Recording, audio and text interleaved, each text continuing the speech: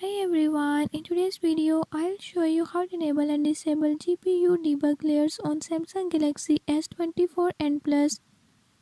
In this video I'm gonna show you how to enable and disable it.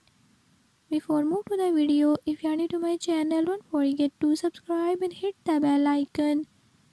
Watch complete video and learn how you can do it. Let's watch the video.